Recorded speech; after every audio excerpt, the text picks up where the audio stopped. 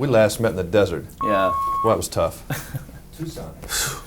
That was a tough one. Here we go. 3, 2, 1. It's all yours. I enjoyed this movie a lot. Thank you. And as far as I'm concerned, this is really your first movie.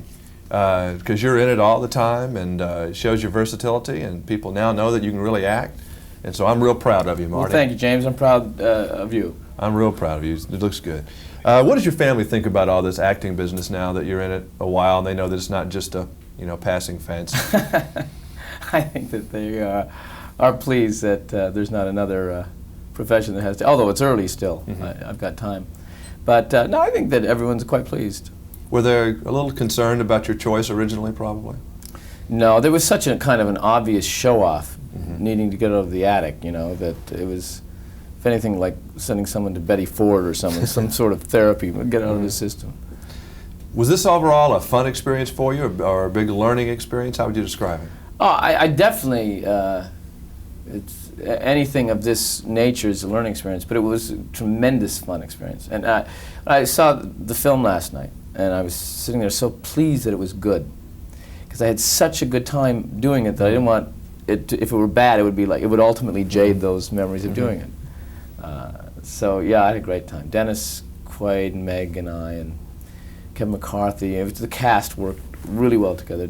Joe Dante is a tremendous director to work with, very kind, very wants, lots of input, and it's very rewarding for an actor. Let me ask you something here. Did you have any role models when you were coming up? I was trying to see if there's anybody up there that you're kind of like. I know you do imitations of people, but was there anybody who you really thought was great and you wanted to be kind of like them? I don't know, there's so many. I mean, I loved Dick Van Dyke, I loved Gleason, my Harpo Marx, my list goes on. I steal from the best. Is there any Jerry Lewis in there? Oh, yeah, sure.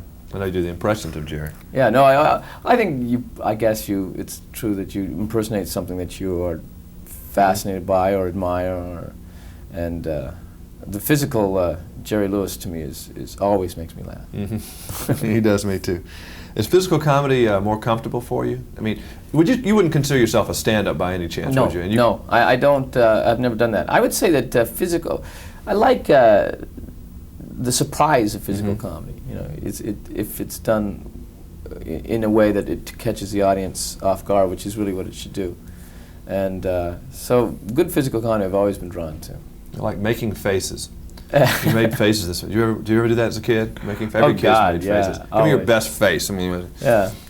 Okay, that's your best face? Yeah, give me your best face. Yeah, give me your best face. I mean, you showed your teeth a lot in this movie, and that was a strange thing. Yeah, my best face, I don't know. There's a few of them in there. You have so many faces, all right. You're very busy. Is that all of a sudden kind of like a flurry of activity coming up, or have you done this Lawrence Kasdan movie? I've done it. Oh, you've already finished done it? Finished it last month, yeah. So you have been working almost constantly last, what, 2.5, 3 years? Really a long time, I guess. Sometimes you're working all the time, but it's not on an international level, so people aren't aware of it. But I would say that the last, publicly last, SCTV and writing to Saturday Night Live and these 3 films back to back. I can take a little time now. Saturday Night Live, you went back when the Three Amigos was in this publicity phase. Is that the last time you've gone back to that? Right.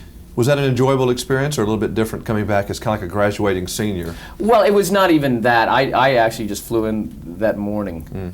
So it wasn't even, I would like to host Saturday Night Live and do it the way you're really supposed to do it, and that is you get there Monday and you spend the whole week and it's as obsessive as it ever was.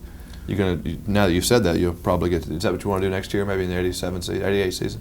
Yeah, I would like to host again. Is that show going to keep going on? Every year they always kind of teeter on the brink? It seems to. It reminds me, it's really become the almost like second city of television, stage, second city, in that it just is this tremendous arena to develop and showcase talent. Now, I was going to ask you what it was like working with Dennis, but you never have a scene hardly with him except at the end. That was kind of an interesting. I know you could hear him, I understand, when you were making the film. Right. But that was a little odd, wasn't but, it? It's very interesting that Dennis and I really worked a lot together, collaborating and helping each other, and so that it isn't until I see the film that I have a sense that I realize there are very few scenes that we're in together. This was your first love scene, I believe, wasn't it? Yes. Is that A little uncomfortable doing that, or is it just like anything else? No, not with Meg. It was just a dream come true, really. She is a sweetheart. Do you need formal training to be an actor, do you think?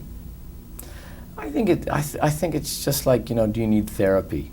Some people Need benefit therapy, from some it, people and don't. some people don't need it. I think that I never had formal training. I think, learned more from just practically working, you know, practical experience. But formal training for some is, of course, the key. How about judging your performance? Are you a good judge, or would you rather have someone else do that for you? I mean, you kind of have a gut feeling whether you think you Yeah, I well. have a pretty good. I usually know what I like, what I don't. Do you like watching yourself? It's always a little painful, you know, because you're constantly concerned that you didn't do it right, or did they pick the right take, or oh, I'm sure there was a better take you think, and it gets easier the more you see it, if you like it, and it gets just as painful every time you see it if you don't. And finally, dealing with fans. That's kind of a double-edged sword. I'm sure it's very flattering that they come up to you, but you also really probably don't know how to act sometimes if you're a comedian. I mean, there's a lot of pressure. They want you to be funny, right? Yeah, but that doesn't really matter to me, because I just Blow it off and say, thank you very much, right? No, I mean, you can't do what you're expected to do. You just do what you do. I know Eddie Murphy says that's a real problem for him because everyone, they think he's being aloof, and he's really just doesn't want to go into that crazy thing all the time. Yeah, no, it is. No, it is actually. It is true. It is true because there's such an expectation. Then there's the assumption, well, isn't he filled with himself? And But it's just you can't be on. you all can't. The time. I mean, if you're not, you can't just hi. You know, you just can't. It's too sad. That's true. Well, this is a very, very good film, and I think people will really enjoy it, and they're really going to get a chance to see you like they've never seen you before. Thank too, you. And you're very good in it. Thank you. Thank you a lot.